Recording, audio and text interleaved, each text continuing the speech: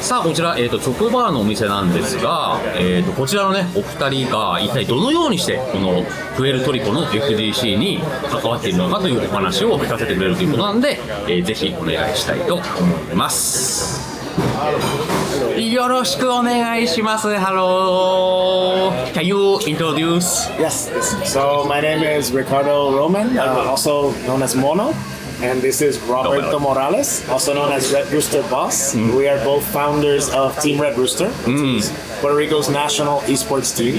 And through that team, we run a lot of the events like Winter Clash, which we're part of, and we also host Gaming Island and First Attack. I interviewed you when you came to Japan, and now I realize what you say.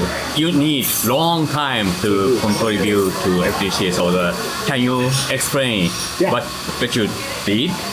Yes, of course. So Red Rooster was founded in 2019, and through that we've been doing events, growing the local scene. But now we have shifted to educating people on the topic of gaming, because gaming is an industry that keeps growing, but people only see the competitive side, maybe, and we are teaching them on the safety also. Because that's where Guardians of Choice, which is the company, it's a non-for-profit that Roberto Morales built. That one is dedicated to doing talks, to orientating schools, young kids, into the safeties of online gaming. So obviously, you might be playing, but you don't know who you're playing with, and if there's good intentions or not, because some people try to take advantage of young kids by pretending to be a kid. The first thing is that we created Red Rooster back in 2019.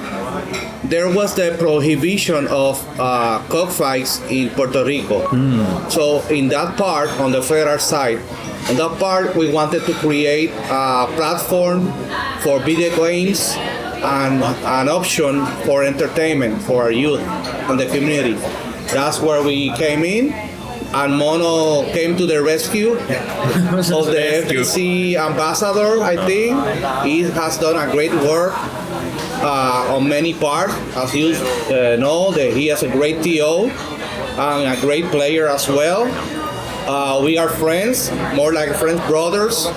So we've been doing that throughout the years. I think it's about time that we do gaming with purpose. You know, Tokido, Mono, and other friends, where we had arcades. We go to, deposit coins to play. Yes. Not online. Not online. It was more traditional, and it was more personal too, because you would have face-to-face community. There was more a community sense. And also it was like no online predators. It was, I think, safer back then. Now the video game industry is changing a lot with the technologies. So there's bad people out there. So we want to be together on the coming years to contribute not only to FGC, but to the broader audience and the kids, and the parents and the future generations to, do something better. So yeah, we have those two. I'm sorry if I'm moving on, it's just I'm hearing salsa in the background and I'm just like talking loud. But there's also Tiburon Gaming, which is from the other associate that we have within Guardians of Choice, which is David Tiburon, which is the guy with the hair. And you guys saw, he's one of the hosts of Winter Clash. Yes.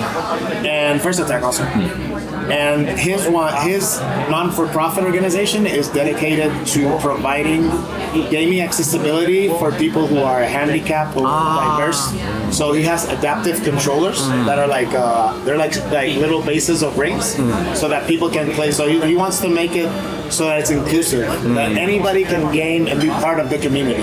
That no impairment will avoid from you being part of a gaming community. So it's a nice message, and he's actually going to schools that have special aid and giving an experience with those controllers. So some parents are realizing that those controllers exist and that they have an opportunity to play with other friends.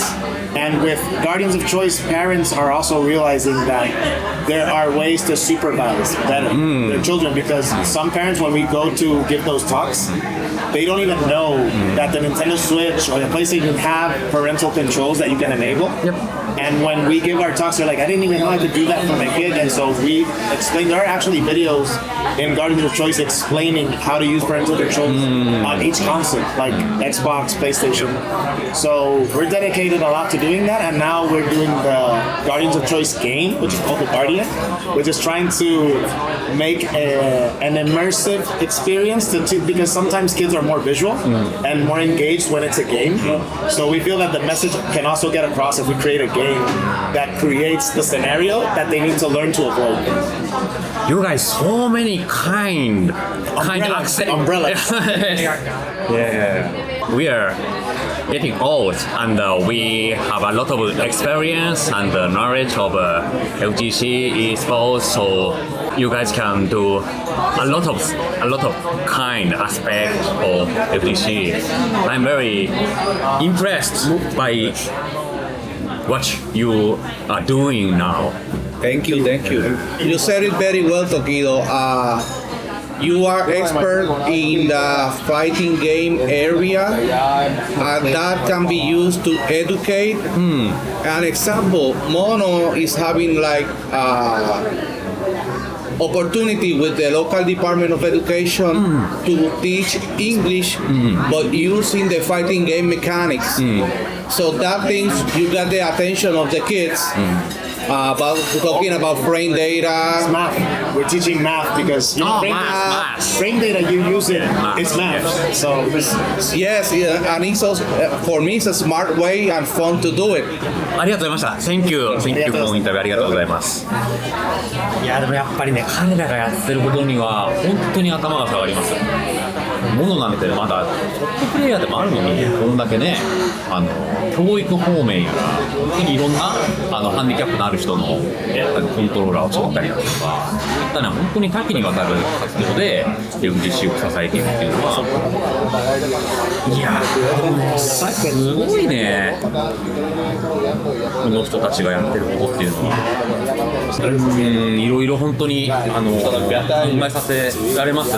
僕も、彼らを見習ってね、できることを探して格闘ゲーム業界のためにいろんなことをやっていきますので、